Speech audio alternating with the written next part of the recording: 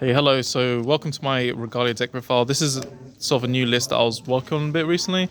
I haven't tested it too much, except against maybe Bermuda and Steam Maidens, to be fair. But there was sort of this idea I wanted to try out, which is sort of just trying to make the deck a bit more consistent at functioning. Because one of the problems with Regalia is that it does have problems with setting up boards like funny Yggdrasils and so on.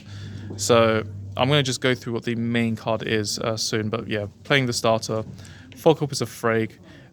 So I actually managed to get this skill off during Germany Springfest in the fight for third.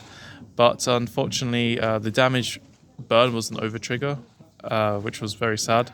So I basically I was just going to die next turn to the Steam Maiden with 3 force markers. Then there was a 4 Sea Yggdrasils, which is never going to change, one of the best cards in Genesis right now. And obviously another reason I play Frag is because, well, it's more like the emergency searching, but obviously Frag doesn't really help when you've got some decks, like I'd say Link Joker or Make Colony, you're vulnerable against. So it's better against, I'd say, like meta decks at the moment, but Angelic I think is good against a broader number of decks in the game. And then there's like 4 copies of Regisa, which is the ideal ride. This card helps you to find stuff from top 5. You can call anything, but if it's a Regalia, you give the gauge. You can call something like Thread, for example, which can draw your card, which I've got 4 copies of here as well. This card can also soul charge 2, so you can get your Regalia soul, or even just build soul for something like Jag Ragnar, if not Minerva. Then we've got 4 copies of Thread. This is more so to rush in the early game, so you're actually just poking cards out of your opponent's hand, because the deck does generally have a very slow early game. It's more like the later game when it gets a bit more aggressive, or if you just sack crits with Marduk and you have your Yggdrasil and Norn set up. Then there's 4 copies of Norn as well.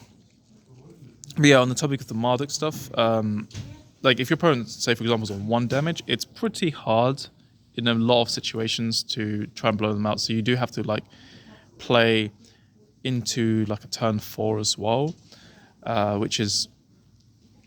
which can happen. Sometimes it's hard though, but you kind of have to play this list kind of with the plan of going into turn 4.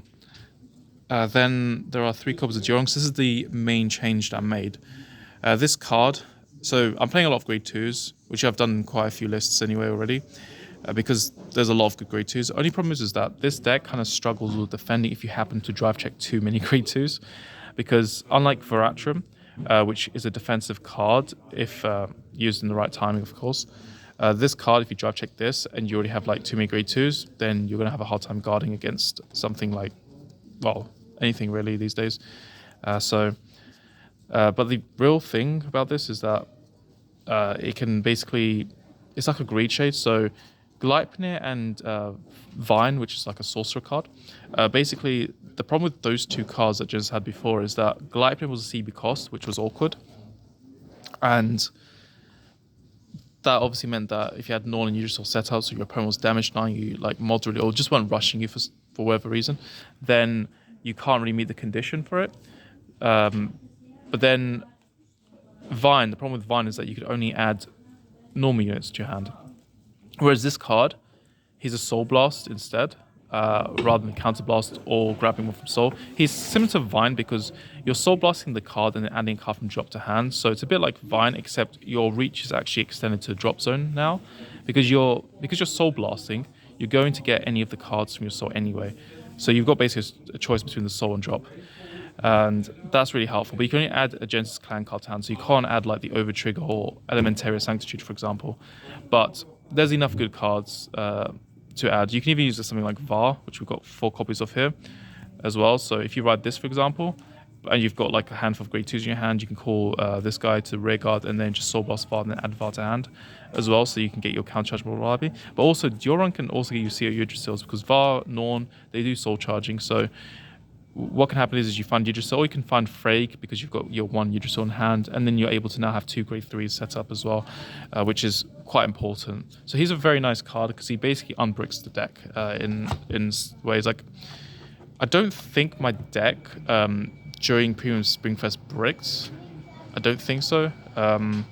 I did struggle with defending, if anything, but in terms of like the deck's flow and actually just drawing into cards, it's it's definitely had its better times in terms of playing into its turn 3 and having stuff.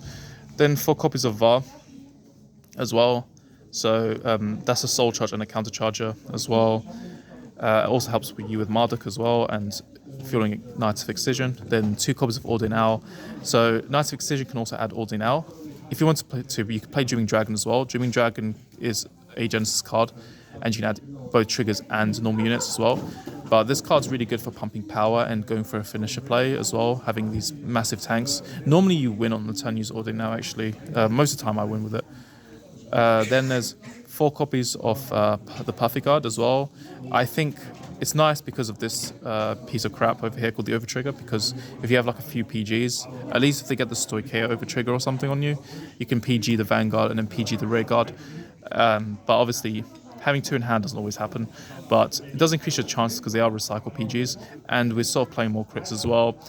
I'm not sure, I've been debating for a long time between regular PGs and Sentinel crits, but there are a few things that put me off about Sentinel crits, obviously, as well. And then there's 1 Overtrigger. Actually, I didn't play this one. I just realized I forgot to put in... so I made a change for Springfest where I decided in that morning to play the Ket Overtrigger.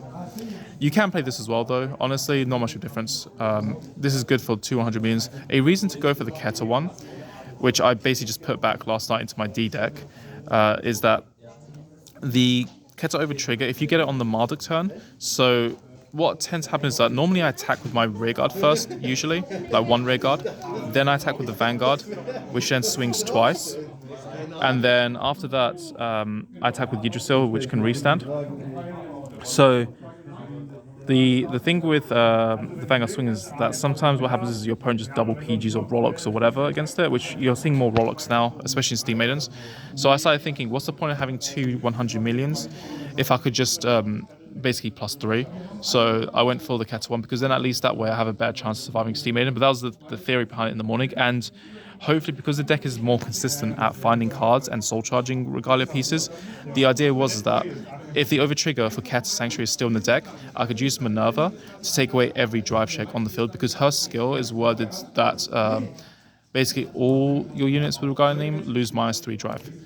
So you can always use Minerva to play around the OT if it's the Keta Sanctuary OT if it's still in your deck. So I'm not sure what I prefer between these 2, but there's actually good reasons to play the Keta one anyway. It's probably a preference thing, but I played Keta for that one tournament. Then 3 Tablet Angels. This is the most useless card in the deck, but we need to play some crits. Obviously, when the Errata History Collection happens, I'm probably going to put in Stake Feta Sviti, the G series version, but otherwise I'll be playing the V series one as a Sentinel crit on other days. 4 heals as well, and then 4 stride crits, obviously to stride with. I'm not playing Regalia Strides at the moment, not in this list anyway, this variant, because I don't have space.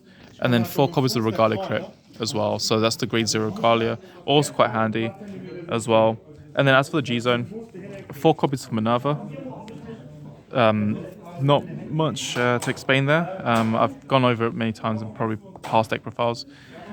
This is a little bit jumbled. There's actually 2 Marduks here. So one of the changes I did was that when Mellow Amusements Colossus got banned, I basically reduced my -2 crit G-Guard from 2 copies to 1, which gave me 1 space, which then I used for a second Marduk, because Steam Maidens was still able to potentially just snipe my whole hand in some games. So the idea was that if I go against a very hyper-aggressive, high-roll Steam Maiden deck, that if I'm in a situation where I have to lose everything, I could always go into Frag, the Grade 3 Regalia, and then just check top 5, hopefully get a CEO Yggdrasil, and then I can then stride into this to then get my triple drive and bigger numbers on the Vanguard as well, because Frag being reset, you only get 23k power, which isn't really a nice number, too easy. Then 2 copies of Earth.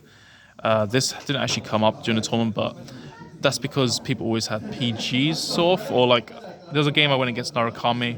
I was thinking about going to Earth, but obviously I looked at my drops and I saw I only had like 1 card or something, so no, not against Narukami. But someone actually used it against Jay during the tournaments, so they managed to pull off Earth's skill, which and apparently it was like 30 soul blasts, which was quite high. Then there's 1 copy of Amaruda, which is there in case, because sometimes you want to have the instant draw 2 as well, especially if you don't see your Yggdrasils, because the draw 2 is a main phase skill, so you can basically just call a Regalia, and this deck does play a lot of Regalia grade 2s as well, or even grade 3s, I guess, if you have like a second Frag.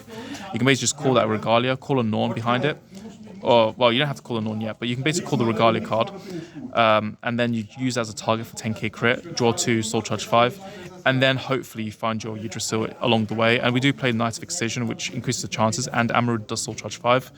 This play doesn't really come up much, but obviously it's a good thing to have access to because it gives you a bit of fail stuff. I use this actually as well during the tournament Municipal because I got damage denied. I countercharged and then I got my Norns off as well. And then there's Jag de Ragnar. This card's pretty good because it can guard break basically. It's really good against G guards that gain power as well. Then 1 copy of Loria, just to return cards to deck, especially cards that you might need to use as well. Also gains a lot of shield.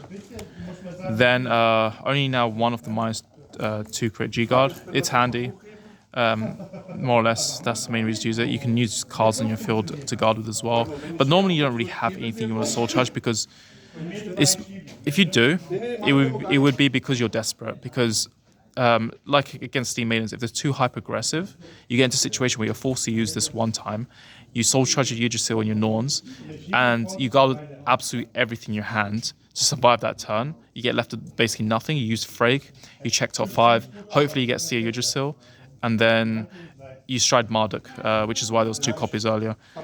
And then, but yeah, it's a very it's basically one of those kind of like last leg kind of plays. Then there's 2 copies of Ear as well. 30k shield sets up your Regalia Soulful Minerva, which is in the same set they came out in, so it's clearly designed for that. And then lastly, Dismal as well, just to protect your Yggdrasils as well. And that's basically the end of my deck profile that I used for Springfest Germany. Imperium got 4th place. Yeah, so thanks for watching. I will probably be doing more of these because there are other variants I do want to try anyway. Just need to make more time. I haven't had as much time for deck building and so on recently. So I'll see you guys later. Bye.